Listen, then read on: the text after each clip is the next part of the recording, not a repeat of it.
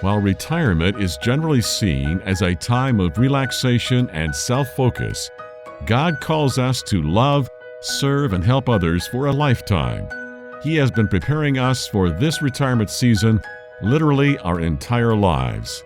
In retirement, countless Christians enter a state of spiritual dormancy, not knowing how they are called to have an impact for God's kingdom.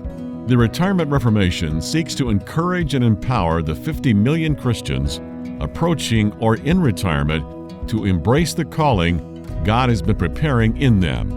When the world says it's time to stop, you can begin to have your greatest impact. Welcome to iRetire4Him, the mouthpiece of the Retirement Reformation, where our goal is to journey from retirement to reformation so you can say, I retire for Him. Reaching out to the 50 million Christ followers in America who are approaching or already in retirement, you've tuned into iRetire4Him, the mouthpiece of the Retirement Reformation.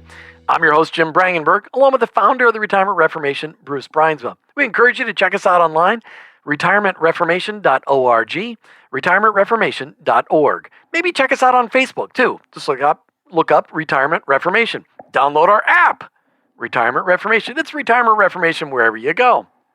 For most, Christmas is an exciting time of the year.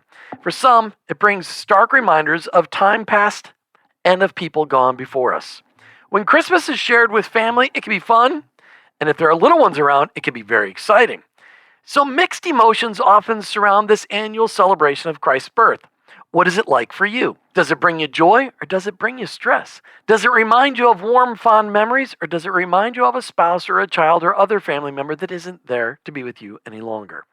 Any way you look at it, Christmas is coming, and you need to prepare. As a Reformed Retiree, how should you be looking at this day of celebration? How can your life make the difference in the lives of all those around you in the run-up to Christmas and all next year? Here to have a frank conversation about Christmas and its joys and stressors is Bruce Brynsville from the Retirement Reformation, online at retirementreformation.org. Bruce, Merry Christmas! Yeah, Merry Christmas to you. And probably like most of our listeners, I'm sitting here reflecting on all the Christmases that have gone before. The ones that I can remember with joy, the ones that I kind of You'd like to have a little forget. sorrow about, and then the stories that I've heard both here and around the world. So let's start off with your fondest memories of Christmas. This is a little reflection time. Your fondest memories as a child at Christmas time. Well, I think it was in Grand Rapids, Michigan, where my grandmother and her brothers and my uncles and all the kids all got together for Christmas at Grandma's. And, to have my Uncle Ed, he had the big turkey, and he was the oldest brother. And so his carving capacity to be able to carve that turkey. And I can just vision right now the huge table with all the foods in it, all the cousins running around, and my grandmother being the matriarch of the family at that point in time, and the joy that was on her face as all the clan came together. So much fun. So much fun. All right, but then you grew up and you had your own couple of kids. Talk about one of those times as a parent with your own little kids around the tree, and one of those fond memories. Well, one of the things, we lived in Oregon for 16 years as our kids were growing up. And so in Oregon, it rains on Christmas. Snow's not one of the options. It rains on Christmas. And so the week or so before, to be able to go and put the lights out in the rain, and to then bring the family together, we helped found a church there. And so the church time with our family on Christmas Eve was always very, very special. And then those days of Christmas. Now, at that point in time, Judy's mother and dad lived in Oregon with us, and they would come over. My mom and dad lived in Oregon with us for a few years. And so we had a point in time when we had both families together and both of our kids, both Beth and Brent. Now, as you well know, our son Brent has some disabilities. And so his perspective on things was always absolutely fascinating. And as he walked down the steps and into that living room and and the big tree that was there and the gifts that were under it, I remember Brent turning to me and say, "Dad, it's going to be a good day." Wow. And that's a memory. And you've got a picture in your head. I know you do. All right, but now you're an 80-year-old grandpa. What do you look forward to most coming up a couple of weeks from now? What do you look forward most at Christmas time? Well, at Christmas time, our Judy's and my pattern over the last number of years is to actually leave on Christmas Day and fly to California to be with Brent. So this year we're going to be with Brent, and we will be in Palm Springs. So we're looking forward to that. A little warmth from here in Colorado. Somebody's got to do it. Might as well be you. And so we're just looking forward to enjoying that time together. It's also a time when we hear from many of our friends in the Retirement Reformation, and many of their stories are not as joyous. Many of their stories are ones of pain, of reflection on families that were broken, families that were broken apart and didn't come together, families who came together because they felt they had to, and the arguments and the discomfort and the pain that came at that point. And so there's both the joy as well as the sorrow that comes. And you'd like to think that in those times we could set those aside. And for those who are growing in their Christian maturity as they grow older, and we say that's one of the benefits of growing older as a senior, not only in our emotional maturity, but in our walk with God. In our next section, let's kind of talk about how that growth and maturity can be applied into some of these difficult situations that we're faced with at Christmas. Well, and before we get done with this segment, we got a couple minutes left. I want to talk, because the holiday season for our chronologically superior friends can be hard. I mean, we've had a lot of people, almost everybody across the country has been impacted by COVID, and they've all had friends who've gone before them. How do you just give a word of encouragement to your friends, our friends listening today, that maybe this Christmas could be a little harder than anyone ever in the past because somebody's missing that was supposed to be there? Well, Christmas is the juncture of new beginnings. It's the juncture of all of heaven being excited about the birth of Jesus.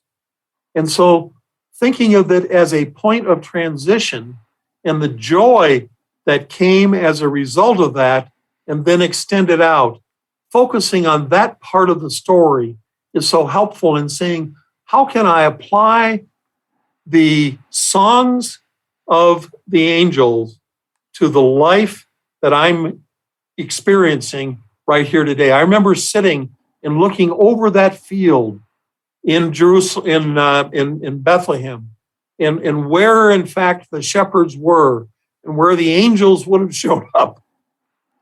And it jokes me up right now to remember being in that place, what happened there, and how relevant it still is to us and our families today.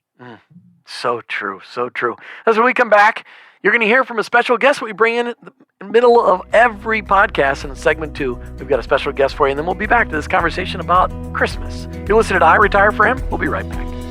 The Retirement Reformation wants to come alongside you as you navigate in each stage of your retirement. Our online resources include our blog, our downloadable books, and life planning studies, as well as membership and coaching options. Go to retirementreformation.org and use these resources to begin the transformation of your retirement.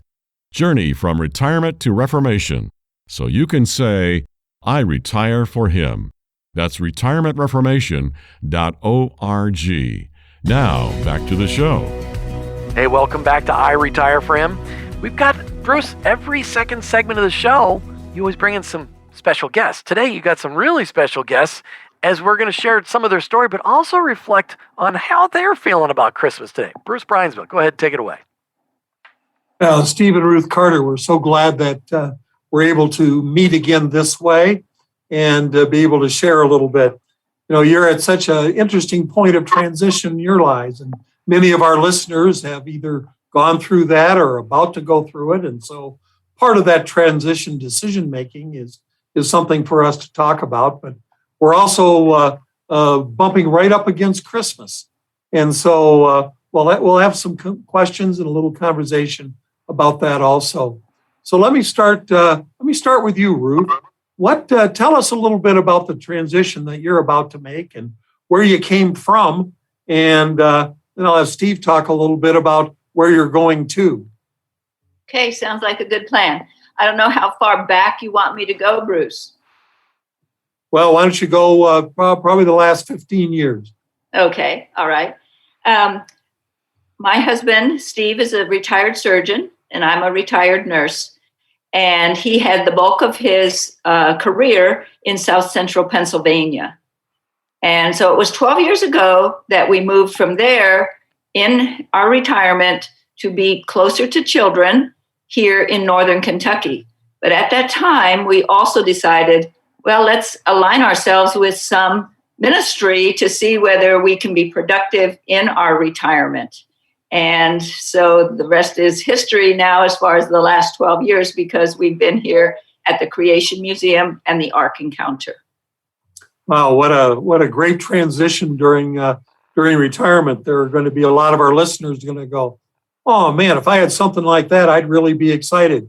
So Steve, you're now at a point of transition of moving from that relationship to the next stage of your retirement. What are you thinking about that? Well, it's sort of an open book right now. We don't know what the Lord has in store for us, but just as He has been faithful these last 12 years in a whole venture that we knew nothing about, I'm sure that He's going to open the door for us in Indianapolis. We're moving into a retirement community of probably several hundred people, and most of these people are senior adults. Most of them are pretty healthy and independent. So we don't know what the ministry opportunities are going to be, but we expect that there are going to be some great opportunities. Yeah, I was going to say, I'm just so jealous that you guys got to be at the ground floor of the Ark Encounter. So my wife and I have been there several times and have interviewed several people from right on location at the Ark Encounter in the Creation Museum. When you look at, you retired 12 years ago, and you're like, okay, we could go play golf or we could go do this, but you moved to Northern Kentucky when the Creation Museum was still almost like a hidden secret in the country. Nobody really knew about it much, and the Ark Encounter was just a dream of Ken Ham. That most people thought he was completely psycho, even thinking about building an ark. How did God get you connected to that project? We were talking about a project of epic scale that didn't even start getting built until 2017. Well, 2016, the groundwork, 2017 how did God suck you into that project, and how did it impact those first 12 years of your retirement? Ruth, you start. Well, I am actually... my DNA is to be a teacher. And so when I was in my nursing career, I taught nursing students. When I was raising my kids, I taught kids in the church. And I figured when we're moving down here, my teaching's done. I got rid of my teacher stash. Anyone that's been a teacher knows what the stash is. It's all the stuff that goes along with teaching things. And we came down here and I thought this is going to be a clean sweep. But very soon, it became available to me that I could create and teach workshops for kids. So you asked how the transition happened. I totally think this was God's thing, that He brought this questioning grandma into the scene here and said, I still have work for you to do with the kids that come to the Creation Museum. So I wrote and presented 3 different workshops, one on fossils, one on Noah, one on ape men. And then one day I was walking through the bookstore because they're always pressing you to make sure that your audience leaves with resources. And I didn't have any good resources to give the kids when they came to our workshops. And walked through the bookstore, I'm looking, and it almost I could make a case that I heard a voice, but I didn't hear a voice. And it said to me, you write something. And I became like Moses, all stuttery. And I can't do that. I've never written a book before. But in the time that we've been here, speaking of the transition, that became available. And I wrote 3 kids' books. And here's how the perfect scenario happened. In our small group here from church, the artist for the children's work, children's curriculum at the museum was in our small group. So when I said, I'm thinking of writing a book for kids, his next sentence out of his mouth was, I'll illustrate it for you. I never even asked him. I'll illustrate it for you. And then I'm sitting here at the Creation Museum with graphic design department all around me and the support needed to produce these books. It was a God thing. So that's why we fear not for the next transition, because he so opened the doors. And do I have a little snippet more for one more step? Sure, go ahead. During this time of teaching these kids workshops became the height of the guests coming to the Creation Museum and the Ark Encounter through the tour bus ministry. This was pre-COVID, and we had thousands of senior citizens on these tour buses. And it just, again, impressed on us, Stephen and me, what are we doing special for the seniors that are coming? Seniors have a special set of needs. What are we doing special to reach them? And so for about a year, Steve, I think it was, we were able to morph some of those kids' workshops into something that the senior citizens would come and attend. And what a joy. What a joy. So one transition has led to another. I think it's a deal of being open and having an attitude that, we're not laying down the tools yet. Wow. Yeah, Bruce, I know I jumped in, I asked a question. We're out of time in this segment, but Steve and Ruth, would you guys hang on for another podcast? We can capture Steve's part of that story and then talk about what God has next for you. Fine. Indeed. That is great. We just love having you guys here. You're listening to I Retire for Him with your host, Jim Brangenberg and Bruce Brynsma. We'll be right back with more I Retire for Him. And you're going to have to hang on. Make sure you listen to the next episode so you can hear the rest of the story of Steve and Ruth Carter. Every I Retire for Him show goes so quickly, we don't often get to remind you that there are 2 resources you should be checking out right now. I recommend that you get a copy of the Retirement Reformation book and the I Retire for Him book. Retirement Reformation focuses on the mindset and behavioral changes needed, let's just say paradigm shifting, that is needed to live out your faith in retirement. I Retire for Him is focused on many of the ways you can put your faith into action by investing your life into others in your retirement years. Get both at the Retirement Reformation website in the bookstore, retirementreformation.org. That's retirementreformation.org. Hey, welcome back to I Retire for Him. As Bruce and I are talking today about Christmas. Christmas isn't a joyous situation for just everybody, Bruce. There's some challenges there. So let's get practical. For our friends who are having a hard time at Christmas, what are some of the things we can do to lighten that stress load on them? Well, I think loneliness is an increasingly large one. Mm-hmm. You think of Christmas time as being family and together, yet there are many who have lost a husband or a wife. Their kids are a long ways away. Perhaps there's some strain there, and they are lonely. And so one of the things that we can do visually is to observe around us, who might that be? There's also single moms with kids, and they don't have family nearby. And so here's this Christmas time, and they're struggling with how do they bring some joy into their kids' lives. And so you got the issues of presence and all of those things. But the presence of a foster grandparent can make a huge, huge difference, both for the grandparent as well as for the single mom and for the kids. There's also single dads. And so we've got all this diversity of relationship that exists in our culture, in our world today. And when we come to these special times of Christmas, particularly, there is great joy, but there's also great sadness, there's loneliness, and there's an opportunity to be able to step out and to make a difference for you when you're outwardly facing for someone else, and for them to receive who God has made you to be Right. in their lives. Yeah, Bruce, it's this little known secret, and it's in the scriptures, but the best way to get rid of depression, the feelings of depression, is to go serve somebody else. And because it takes your mind off, you no longer can think about your own pain because you're working on somebody else. And you bring up the single moms.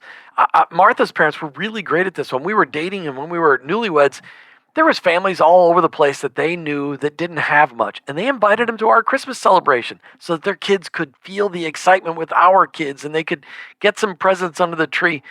All of us as retirees can do that. We can invite, we know people. They serve us at the grocery store. They serve us at the barbershop. Well, okay, you and I don't go to the barbershop, Bruce, but most people that go to get their hair done, we know people who don't have as much as we do, and we can serve them at Christmas time. We can serve them all year long, but Christmas time is a great time to get started, isn't it? It really is, and to remember that in our culture, the culture wants to minimize the true value of Christmas, and to change it into another Halloween.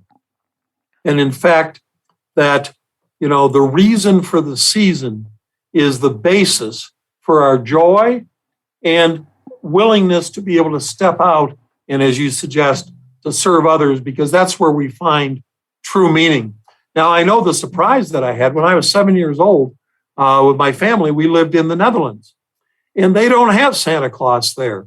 They have Saint Nicholas, which is a long saintly guy with a bishop's type hat on, and he has a little assistant that his name is Pete, who comes along with him. And their job in the Netherlands is to come and visit the families, and you put your wooden shoes outside the door and you put carrots in it for his horse.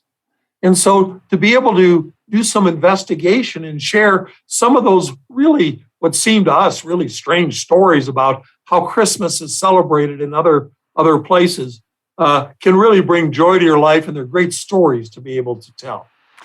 There's a lot of people that are part of the Retirement Reformation that are listening to the show today, iRetire4Him.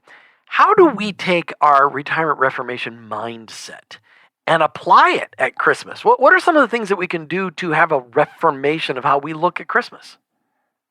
Well, I think it's part of the growth and the reformation that we have on an ongoing basis when we're part of the Retirement Reformation thinking. The increase in the growth in our relationship to God, our spiritual journey. Secondly, and we've had opportunities with guests to talk about how we can tell that story. Secondly, is our emotional maturity, that when we're with our family, and maybe so the kids are running around driving you crazy. In prior years, you might have blown up at that and said, how come they can't learn how to behave?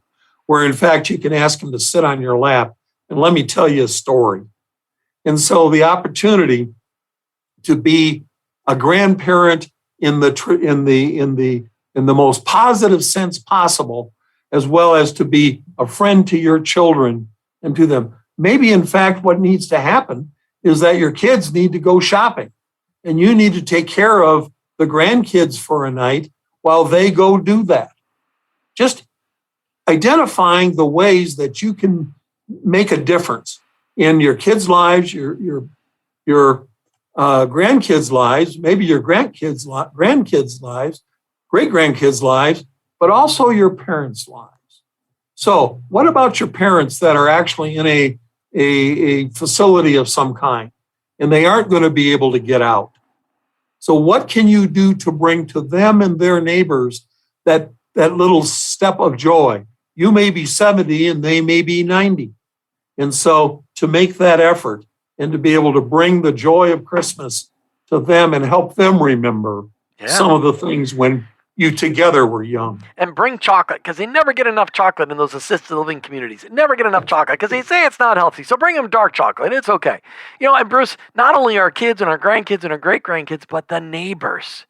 So many of us live in neighborhoods with young families, and many of them don't have exposure to old people. Chronologically superior people. How can we touch the lives of their kids? There's so many things we can do, Bruce. It's Christmas next week. It's 9 days away. What would be a great gift that our listeners can buy from our Retirement Reformation resources that would be a great gift for our retired or soon-to-be retired friends? Well, we have, the books that we have that are available there. There's a whole panoply, a number of them that I've written, but other excellent books that would fit into them and that would lead to a not only for their enjoyment and education, but also for a conversation so that it might break open a subject that you've been hesitant about even bringing up, but that needs to be talked about. And so the books that are there, to be able to sit down and to be able to tell a story together. Perhaps you could do a journal, and it would be a version of a journal, but it would take maybe the 20 years where you lived with your kids and to sit down and write out some of just the memory stories that come from there, and then to be able to share them, to bring back those times and if you can't remember where there was joy. And if you can't remember the stories, just make up something cool. The kids are never going to know, and they love stories. That's right. We're so worried about remembering all the details. Just make them up. It's okay. Kids just want to hear a story. Kids love to hear stories. I love to hear Martha's dad tell stories. I love to hear you tell stories. I love stories. When I get my dad to actually tell me something from his childhood, he told me the other day about he and his dad throwing the baseball in the backyard. He had never told me that his dad is the one who taught him to pitch. Never. My dad's 90. I've known him all my life. Sorry, I jumped in there. People love to tell stories.